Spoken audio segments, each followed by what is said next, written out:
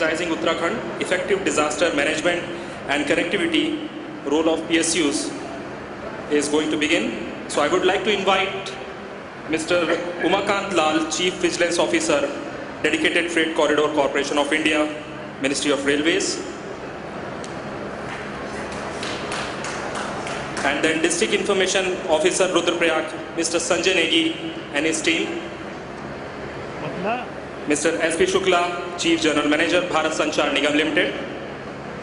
And Mr. M.K. Chaudhary, Executive Director, Chief Information Officer, ONGC. And Mr. Rajan S. Matthews, Director General, Cellular Operators Association of India. Please come.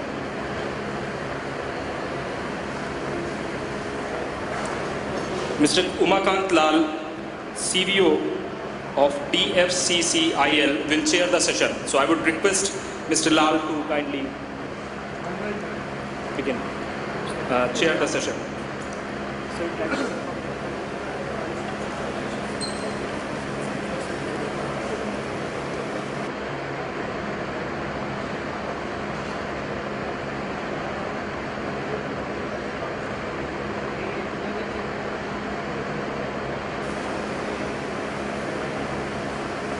Good afternoon, everybody. I have been given a double task to moderate this session and as well as give my presentation also.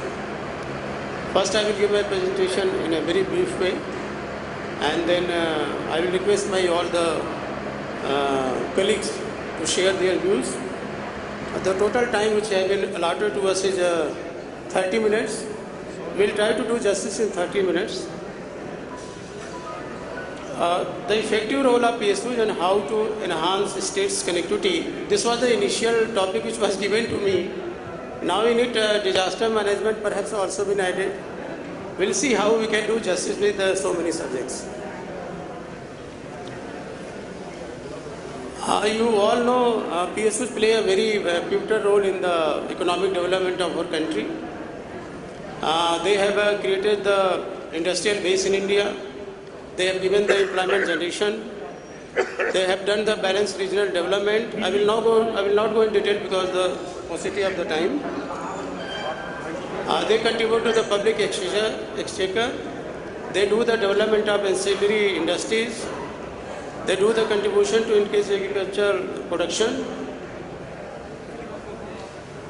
They have done a lot of things in community development and social justice. They are a pioneer in the research and development, the DRDO, BRC, rights, etc. they are doing. And now from the national level, they have become the globally, especially the SAIL, rights, ONGC, etc. There are around 280 central PSUs who are working in the field. Besides that, there are a number of state PSUs also.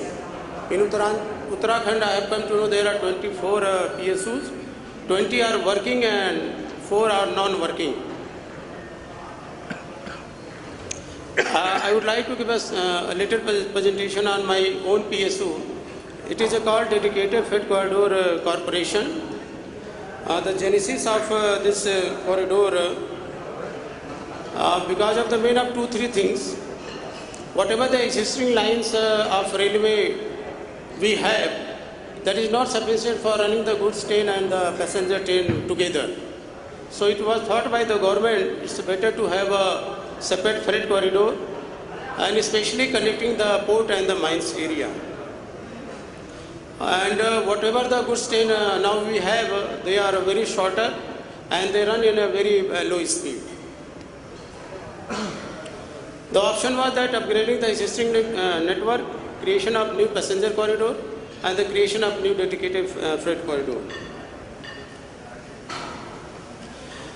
This picture map shows that the red one shows that where actually we are working on this project. It is from one corridor that is called Eastern Corridor. It is from Ludhiana to Kolkata, and the other one is from Delhi to Mumbai. And the blue line indicates where the survey is going on, whether these areas are feasible from the railway point of view. These two freight corridor on which we are working, already the contract has been given, the work are going on. It connects from Ludhiana, Ambala, Saharanpur, Meerut, Khurja, Tundla, Kanpur, Allahabad, Mughalsarai, Sonnagar, Gomo, Andal and Dankuni. Dankuni comes in West Bengal, near to Calcutta. And the western sector, it starts from Dadri, Rewari, Fulera, Ajmer, Palanpur, Ahmedabad, Vadodara, Surat, and it goes up to the JNPT. The point is to connect the port. The DFC will manage its own operation. We will have our own yard station as we have the railway stations. And the wagon, etc., that will be supplied by the railway. These are the direct impacts and indirect impacts of having this corridor. Of course, since this one train will be 1.5 kilometer, and on western corridor it will be double stack, double decker. So we can increase the transport capacity. Faster movement will be, since because the train will run at the 100 kilometer per hour, and since the corridor is totally dedicated for the goods train, so there will be no hindrance in time. Guaranteed transit time is there. Reduced unit cost of transport because it's totally electrical, and of course there's reduction of 4.7 million ton CO2 over 30 years period. Indirect impacts will be there. The existing track can be used for the more passenger trains, which will be good for the public. Even the speed can be augmented on the existing track. Decongestion of major highways, because the transport traffic will come on naturally on the railway, so the highways will be decongested. Development of industrial corridors, very important factor. You all must be knowing the Delhi-Mumbai industrial corridor. Simultaneously, this Amritsar-Kolkata industrial corridor will also come along this corridor. Major constituents of traffic in eastern corridor, coal, iron, steel, etc. will be transported. On WFC, the container, fertilizer, imported coal, etc. will be transported. This will the projected traffic in million tons up to the 2036-37. The timeline which has been fixed by this corridor, this is the eastern corridor, May up to 18 and 19. Western corridor by 18th. Opportunities which I have already mentioned. This is the possible scenario for the Uttarakhand. Since this track is not going towards not passing through the Uttarakhand, Uttarakhand can be connected with the Saharanpur or two places like Chaudhary and Chaudhary. It all depends on the feasibility survey done by the Indian Railway. This is the map of Northern Railway where the Uttarakhand Railway tracks are there. This is the ongoing railway project. It's a very ambitious project for Uttarakhand. Rishikesh Karnataka rail line project. It is to be completed within 5 years. Foundation stone was laid down in 2012. It's 12509 kilometer, while by road is 172 kilometer. If it gets completed, it will reduce 3 or 4 hours your journey. It will cover the major towns, Dehradun, Tehri Garhwal, Kori Garhwal, Chamoli. It will allow pilgrims also to cover the Badrinath and Kedarnath and other places. And the project is also of strategic importance because it will be constructed along the Chinese border. These are the demands of the Uttarakhand which have been placed to the railway department. A number of demands are there. Some of the demands are like construction of a new track. Some of like increasing the more trains for the Uttarakhand.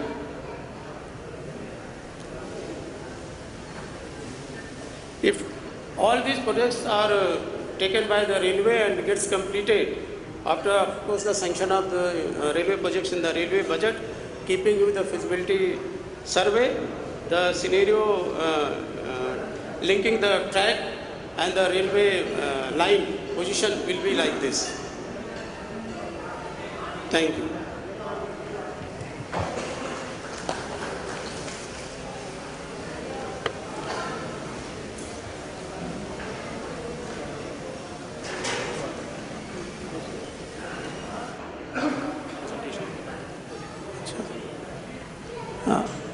After my presentation, now I request Mr. Sanjay Negi, District Information Officer, Rudraprayag, who will give his presentation.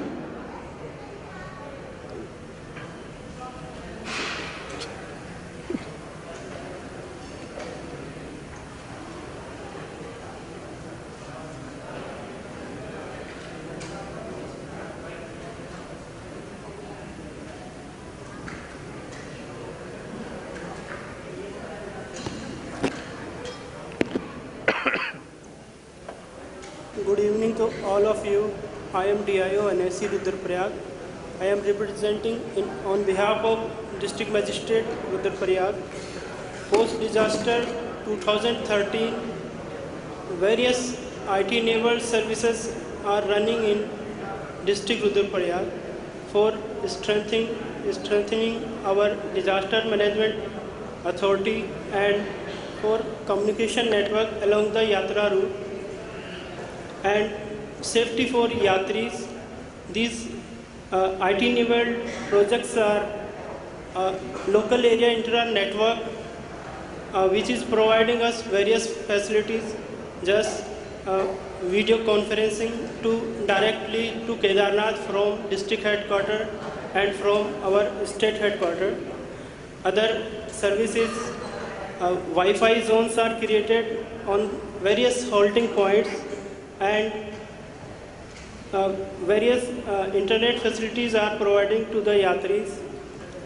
Other services for all digital display board for displaying all the information related to weather alerts and all other temperature and all other information.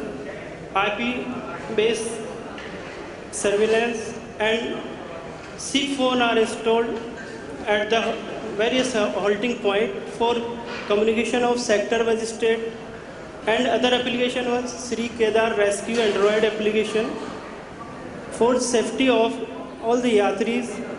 Whenever a pilgrims entered into the Kedarnath region, he will be registered to our, he will download that app and he will register. As soon as he will register, a message will be given to him and his latitude and longitude will be saved into the database.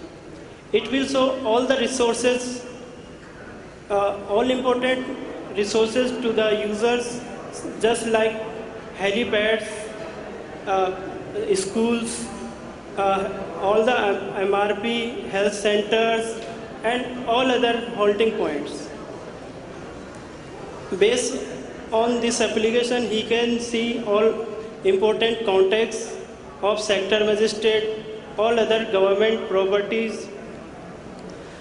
There is also a facility for live user tracking in this application.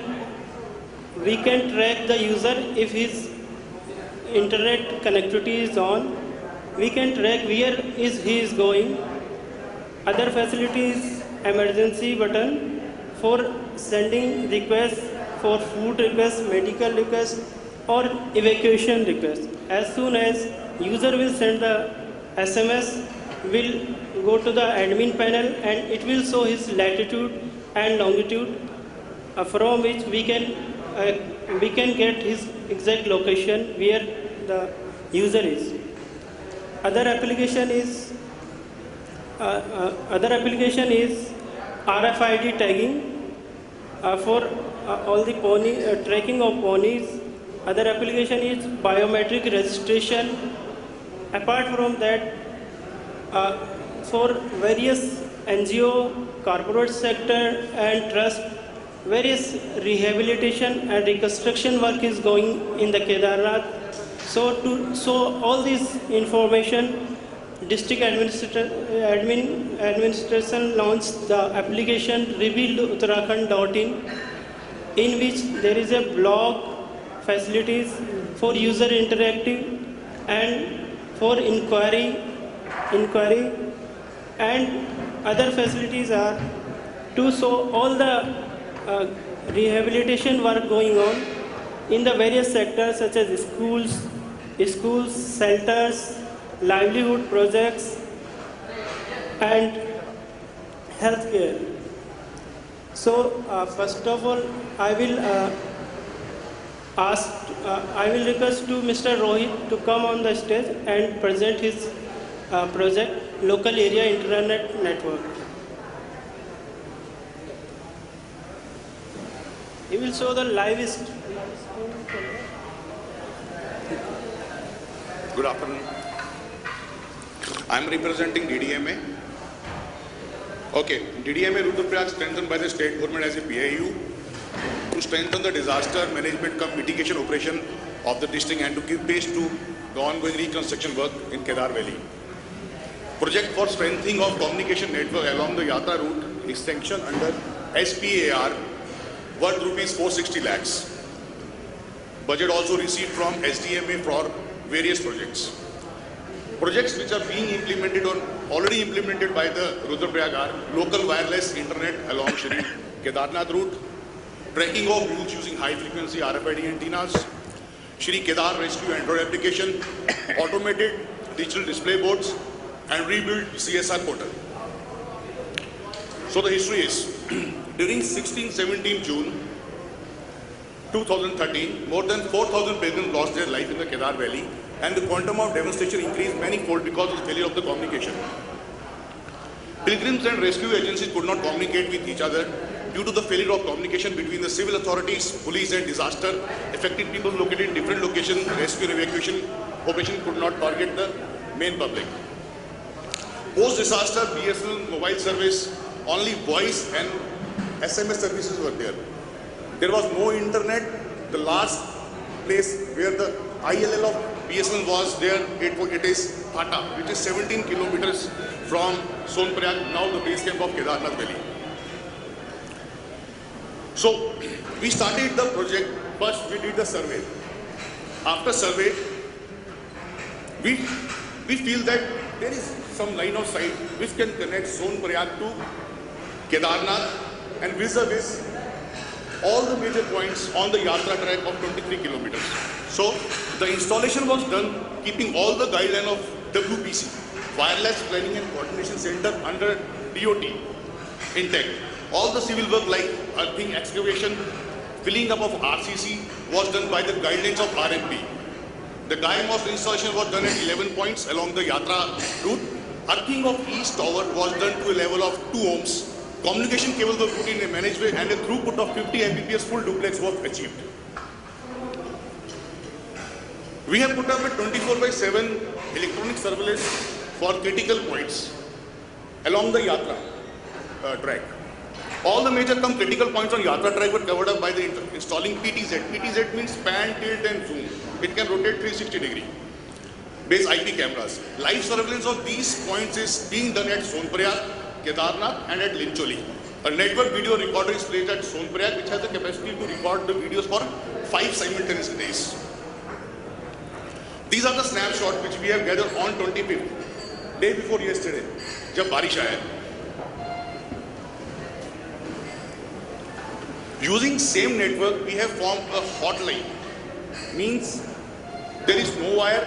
We are using session initiation protocol to communicate between all the points simultaneously. We have created hotspots and free internet kiosks for yatris. District admission is providing free internet access to the pilgrims visiting Shri Kedarnath Dham right from Sonprayag to Shri Kedarnath, covering all the major points like Gaurikund, Bhimbali, Jangal Chatti. And government is also providing free internet kiosk days. If someone is not having his mobile or laptop, he can use internet on that kiosk also.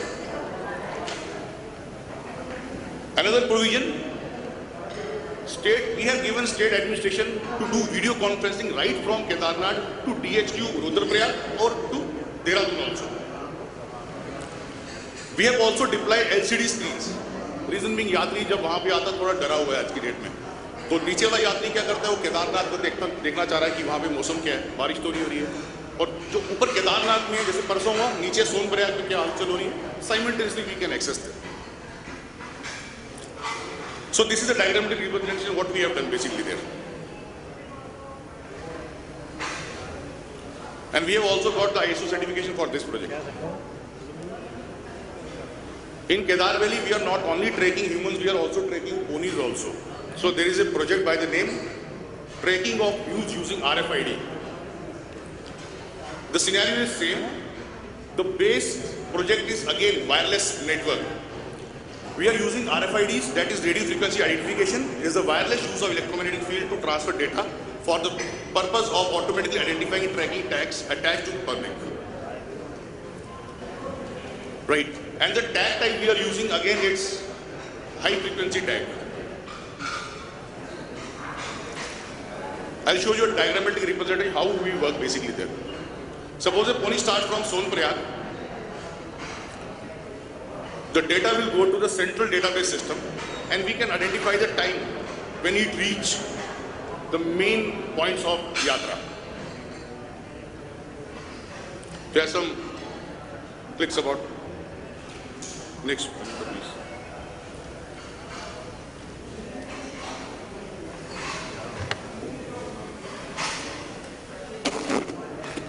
Good morning, good afternoon, one and all present here. I won't be giving a detailed explanation of the Android application developed. It is basically the first disaster management application to be launched both offline and online for the pilgrims traveling to Kedarnath. This is the home screen of the application.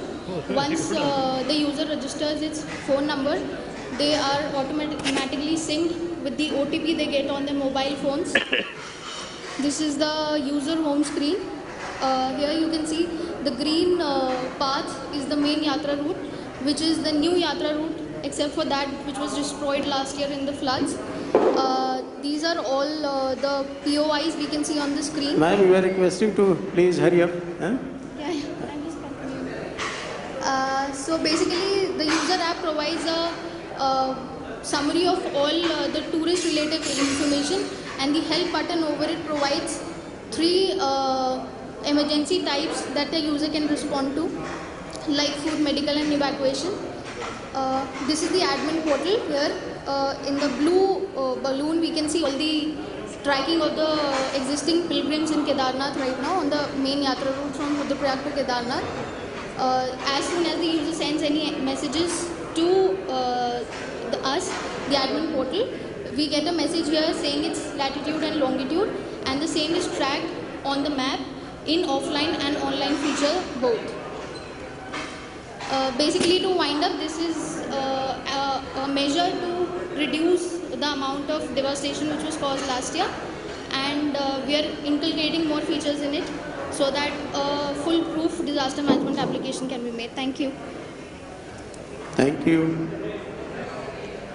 Now I request Mr. S.V. Shukla, GGM BSNL, who has been really, must be have done a wonderful job during this Kedarnath episode.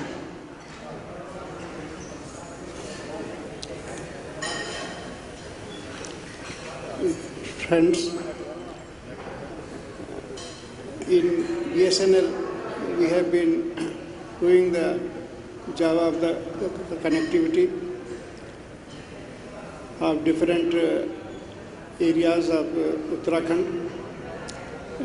In the last financial year, during Yatra season,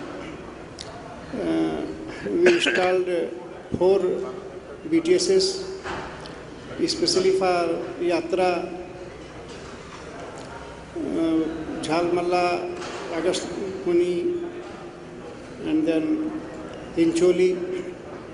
All those BTSs we are aimed to provide communication facilities with the Yatris.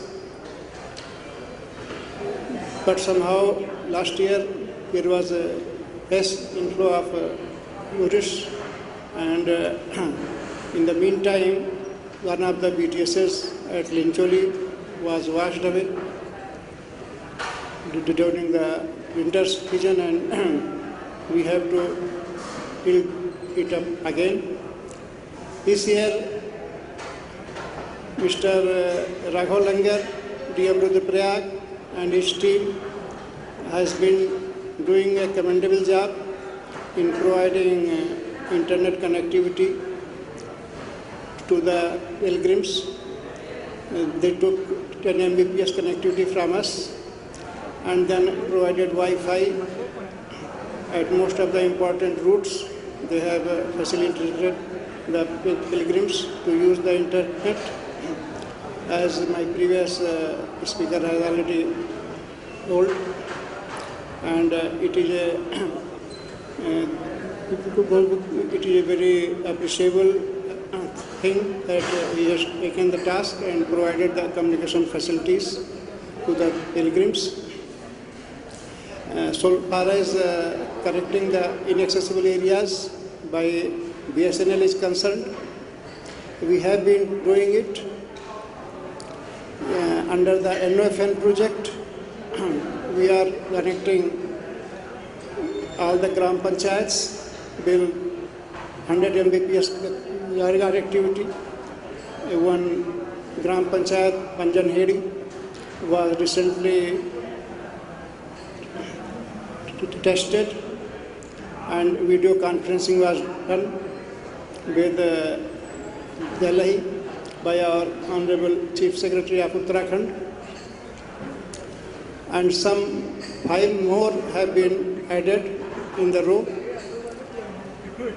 Our Prime Minister, under the Digital India initiative, is likely to inaugurate 120 Gram Panchayats throughout the country, and we are proud that 5 of these 120 Gram Panchayats belong to our Uttarakhand, that is Haridwar district. In other districts of the Uttarakhand also, we are doing the job of providing connectivity to the Gram Panchayats. But the pace is a bit slow because of the hilly terrain and weather conditions. But we hope that we will be completing the project by next year. But one more thing I want to add here. Sometimes people think that it is the responsibility of the BSNL to provide connectivity to all places, irrespective of its viability to BSNL. In this point, I want to mention that BSNL is a commercial organization, and we have to see the viability from the financial point of view.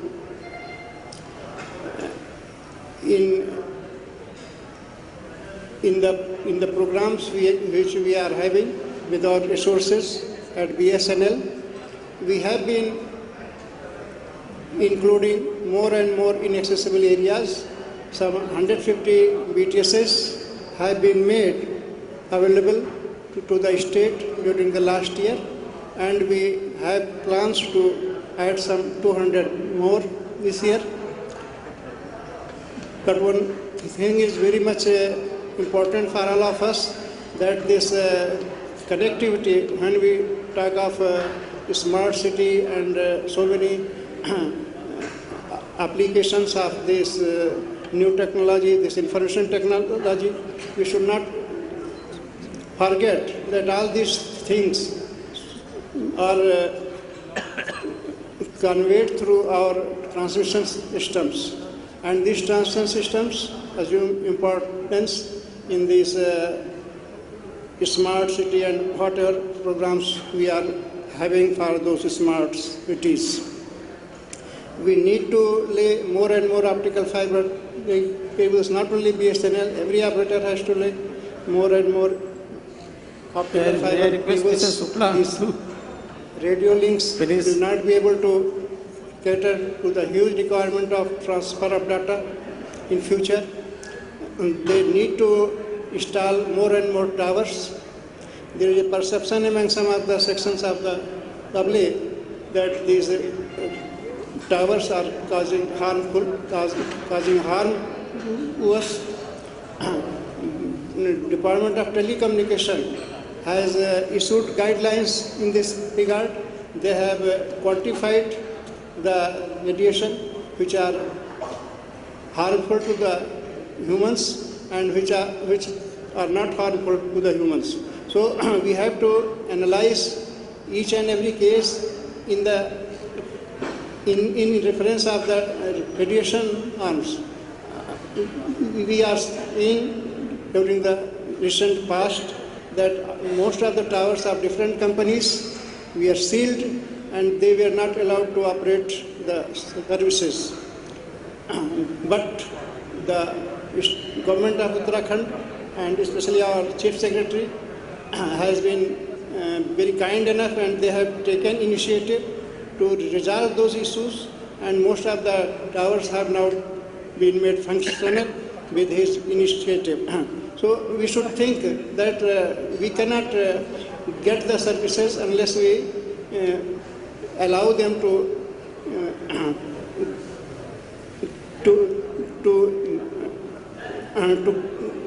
install their whatever, whether it is optical fiber or this microwave or these BTS towers. So on this forum, Mr. Sundaram was there, but I think he is not there at present. I request him to permit us and to find out whether our companies, whether it is a BSNL or any private operator, if they are not meeting the norms, only then they should be disallowed to install the towers and increase the telecom facilities. Because telecom facility or the connectivity is the backbone of any application which we are short of time, Mr. Whichever we have thought of for this smart cities and others. Thank you all. Thank you, Shukla ji. Thank you. Now I request Mr. M.K. Chaudhary.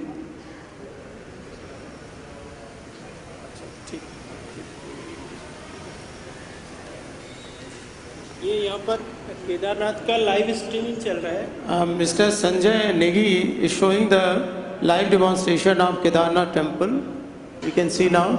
यहाँ पे 8 जो holding point है वहाँ पे हमने IP cameras लगा रखे हैं, और लेकिन लाइव स्ट्रीमिंग पूरा टेम्पल का दिखा रहा है.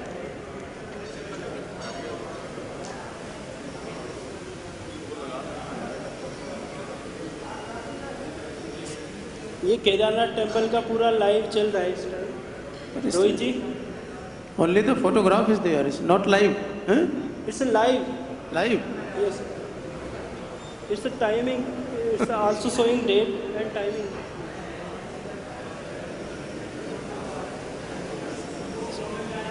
इधर फिर रुद्रा पॉइंट का दिखा रहा है, फिर नीचे लिंचोली का लाइव स्ट्रीमिंग है, इसके नीचे सोनप्रयाग का लाइव स्ट्रीमिंग है, फिर भीमबली, जंगल चट्टी और रुद्रा पॉइंट का लाइव स्ट्रीमिंग दिखा रहा है. Now I request Mr. M.K. Chaudhary, Executive Director of ONGC, to give his views. ONGC always plays a very pivotal role in helping the people, whether it's a disaster or in a flood, etc. I've always seen these people are always ahead. Good afternoon, my fellow speakers on the dais, Secretary IT, government officials, ladies and gentlemen. I just give you a brief about the ONGC first and how ONGC has built up the infrastructure, and in case of crisis or in case of disaster, how ONGC mitigates and can we take a learning out of that. First of all, I'll just tell you, ONGC is a Maharatna company, you all must be aware, and dealing with the exploration and production activities. And this exploration is basically two parts. One is the survey part, exploration, and another is the drilling part. And then we have onshore also. Onshore means Assam area, we have like a headquarter, although we have Dehradun, then we have Assam area, Rajahmundry area, Karaikal area. These are the areas we are operating, and Bombay High is the one you all know that the offshore area we are dealing with, and the deep water also in Kakinada area we are dealing with. And ONGC produces around 25 million tons of oil and then 25 billion standard meter cube of gas also.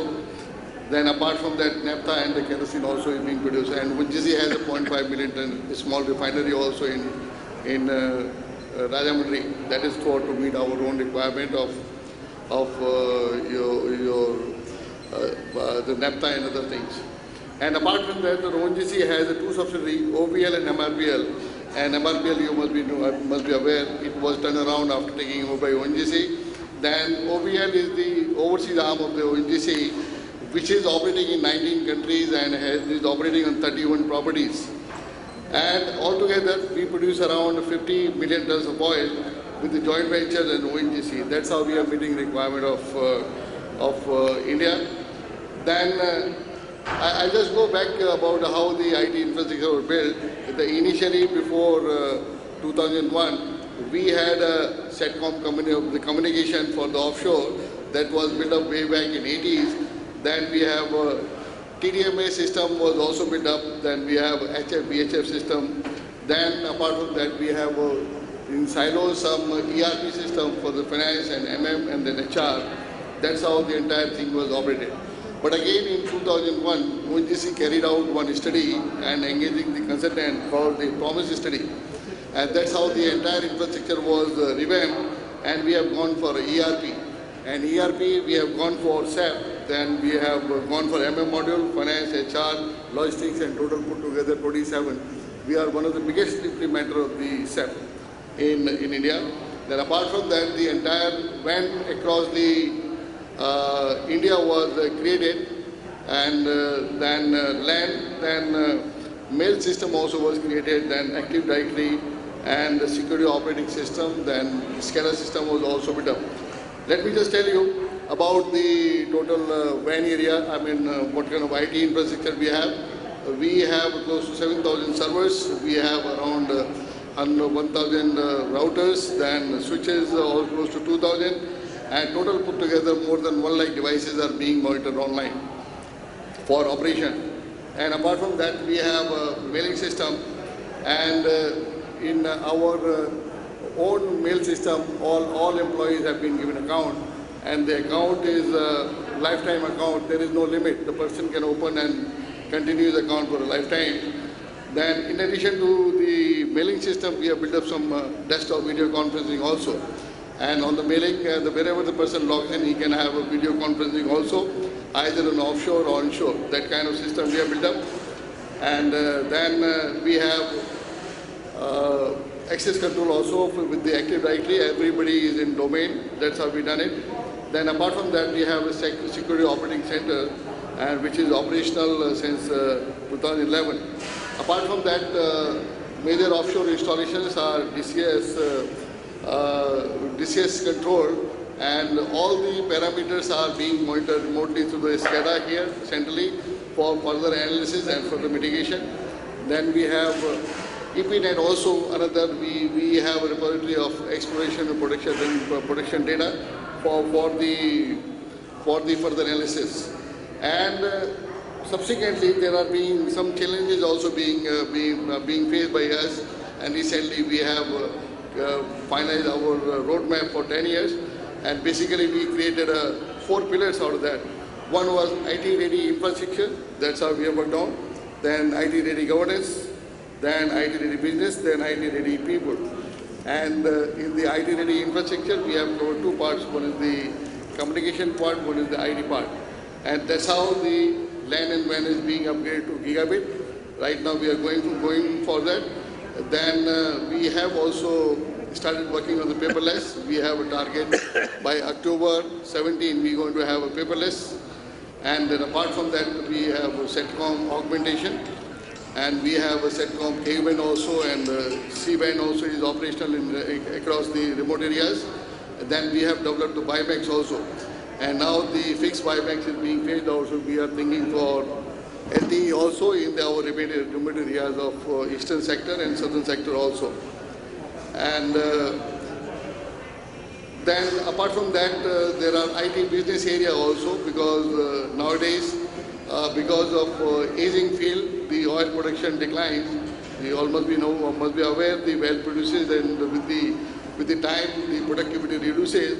then we have to deploy the IT, not only for the communication purposes, even for the production purposes. That is called digital oil field. We make our wells smart.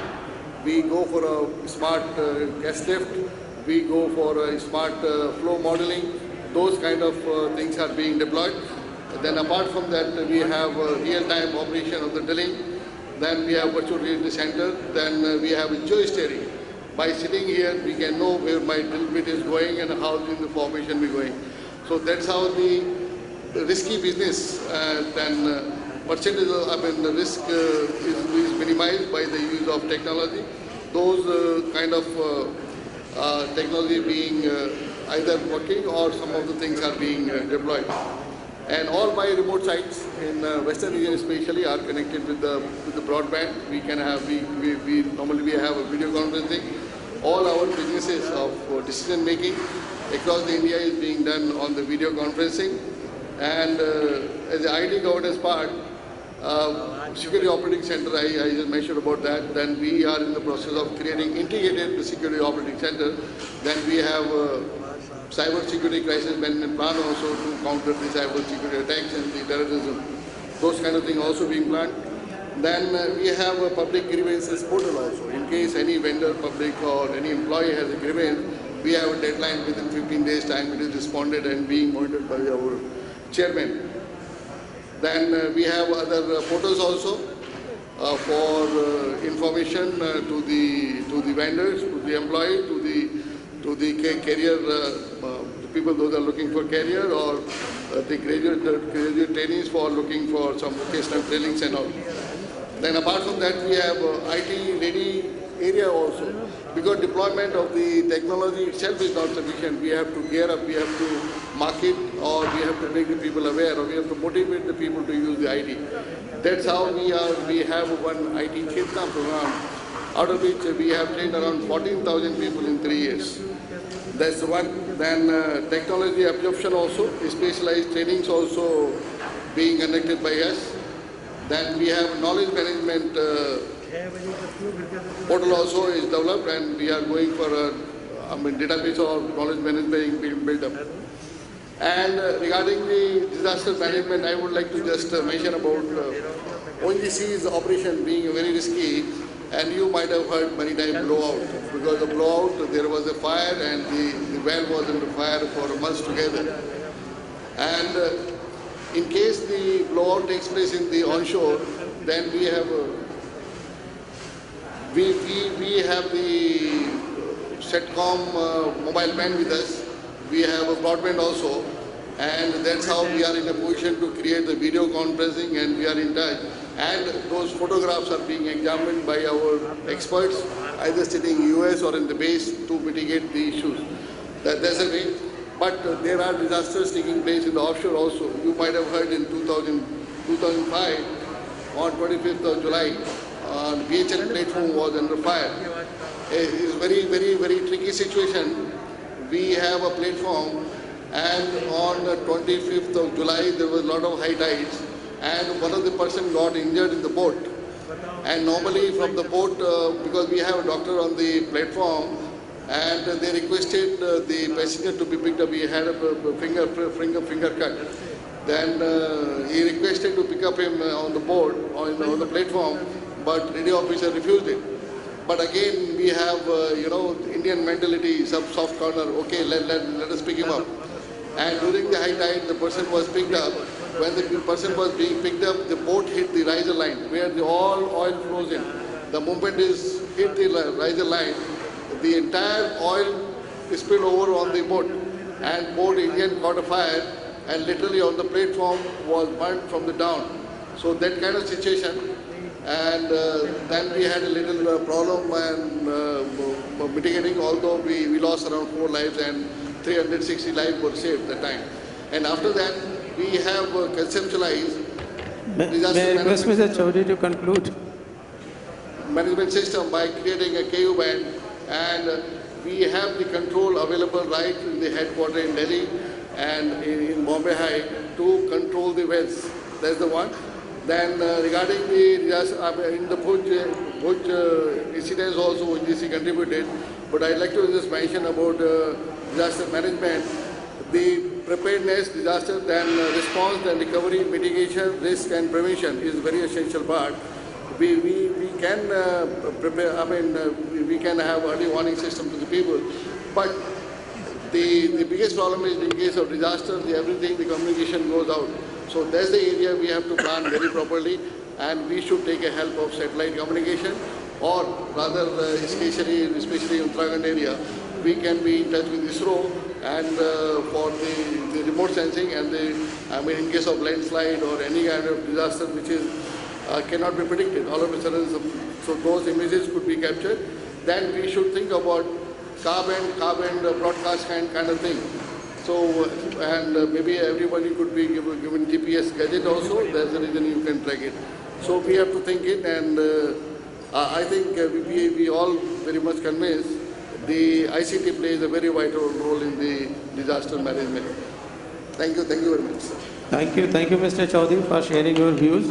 Now I request Mr. Rajanis Matthew, Director General, Cellular Operators Association of India, to share his views.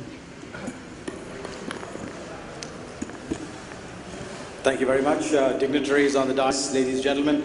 As I said, I represent the mobile operators of this country. We have one of the largest mobile networks anywhere in the world. We have over 500,000 cell towers. That's 5 lakh cell towers all over the country, 365 switching stations. And while the rest of the world has 5 networks, a landline network, a mobile network, a satellite network, a cable network, and secure government networks. In India, we have one network, which is the mobile network. The landline infrastructure is only at 7%, decreasing. So all of our communications is single-threaded in terms of risk. And so this becomes a critical factor in terms of disaster management. So we have to be very careful in terms of how we look after this one single network. Now, let me just give you an anecdote. There was a story told about a plane crash that took place several years ago. This is before sophisticated equipment was in place. And in the crash, everything was damaged. There was no survivors. Even the black box couldn't be retrieved in terms of the recording. There was a cargo of monkeys, and the only thing that survived was one monkey. And so the folks who were investigating this particular crash decided that they would try and get some information from the monkey. So over a period of time, they trained this monkey in sign language. So they told the monkey, when you eat, how do you say this? When you're afraid, what do you do? And so over a period of time, they found that the monkey could communicate somewhat in sign language. So finally they asked the monkey, says, 1 hour before the flight crashed, what were the people, what were the passengers doing? A monkey said, what was the pilot doing? What were you doing? Half an hour before the flight crashed, what were the people doing? What was the pilot doing? What were you doing? 5 minutes before the crash, what were the people doing? What was the pilot doing? What were you doing? So there are several types of disasters. Man-made disasters, emergencies, and God-made disasters. So we have to account for all 3 kinds of disasters. And so one of the things that we forget is that in a disaster, there is preventative and then response. Very often we get so caught up in addressing the outcomes of disaster that we don't pay enough attention in how we prevent a disaster. And so some of the things that we do in terms of preventing a disaster is ensuring, for example, that when we put up our towers, we ensure that the towers can withstand wind speeds of 170 kilometers or 200 kilometers. That is why when all of these disasters struck, whether it was in Odisha in the coast of Orissa, whether it was in Nepal, whether it was here in Uttarakhand, that very few of the infrastructure, the actual towers, were actually destroyed. There were elements, but the significant damage was basically in terms of the fact that we couldn't get diesel into our cell towers. That was the principal area. We'll also look to see our switching infrastructure. There are 365 elements in our switching structure. They are distributed, they are backup. All of the software is offsite so that in an event of an emergency, they can be brought back online in 24 hours. We have backup equipment for our cell towers. We have what are called cows. These are not your regular cows that you see. These are cells on wheels, so that in an emergency we can bring these. They're on back of trucks. They come pre-equipped and pre-configured. And in the event of a disaster, we can actually parachute and bring these and drop these into locations which need the coverage. And the mobile switching center, which is also a sort of a pick-up and carry infrastructure, which is all equipped, already programmed, already to go, can be brought into a situation and service can be brought up in 24 hours.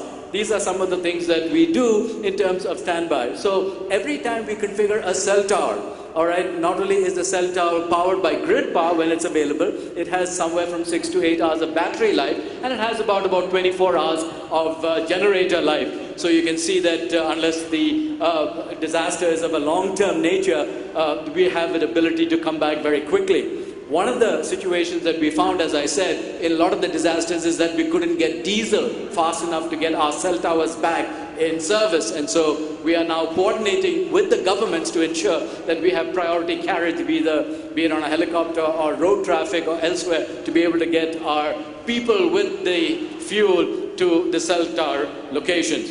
One of the things that is emerging and of increasing importance is the fact that we now have to worry about cyber protection. In fact, you notice that whole networks can be brought down as a result of cyber attacks. So we have to be aware of the types of protections that we afford. You notice that the whole nuclear system of Iran was brought down by a virus attack. You'll notice that Estonia's communications network was brought down because of a virus attack on its telecommunications network. Given that we have one large network, we have to be very careful that there is no ability to bring our whole network crashing down. And of course, we'd be out of communication services, so we're very careful. One of the things we do is now beginning to introduce what we call Aadhaar-based customer, know your customers. Because the folks who actually own the handset is one of the most vulnerable points in our network. As more and more people use smartphones, there's an increasing ability to infect our networks through these smartphones, so we have to be very careful. In terms of espionage, we have to be very careful. In terms of protecting our network, in terms of viruses, we have to be very careful. One of the things that we are working with the government, one of the things we learned is that people didn't know what number to call. There was no 911 equivalent, so now we are working with the central government to have a nationwide number, 811. That's all you need to remember, and 811 goes to a central location. So there is a central monitoring system that the government of India is now developing so that no matter where you are, if you call 811, you will know that it goes to a live monitoring situation. Previously, we didn't know whether it went to the police station, we didn't know whether it went to the fire department, we didn't know whether it went to the ambulance situation. There was a lot of confusion as to where these calls were. The other thing that we've also found is that as a result of the increasing use of social media, that in a disaster, people can find one another as a result of the WhatsApp groups and the Facebook connections and all of this. So again, I encourage you folks, if you haven't gotten introduced into social media, start using social media. It's a good way to find one another in an emergency and to keep in touch. The other thing that we found that in a disaster situation, that a lot of the folks that had the handset couldn't actually communicate because their battery was running low. If you are going out for an extended period of time, if you are going out on a pilgrimage, if you are going somewhere and power is iffy, please carry a hand crank. All right, this is one of those devices that you can buy, that you can fix to the back of your phone, that if you crank it, you'll have enough juice to make an emergency call. If you have an emergency, if you have a phone, please remember, you keep it on, we know your location. So just enough juice to keep your phone on tells us where you are. And our networks are smart enough to be able to pick that up and go with us. So we have an elaborate network and care, both in terms of preventing disasters from happening and also recovering when there is a disaster. So again, rest assured that we put up upwards of 50 to 20,000 towers. We're covering more and more areas, areas like the northeast and the Chhattisgarh area where there is problems in terms of insurgency, J&K. We're building towers. The DOT has got a program to build out towers. So increasingly we're going to make sure that even if disaster strikes there, we're an ability to recoup and protect the folks who are working there. Thank you very much. Thank you, Mr. Matthew. Now here we are missing one representative from NDRF. I think in disaster management, National Disaster Response Force has done a wonderful job.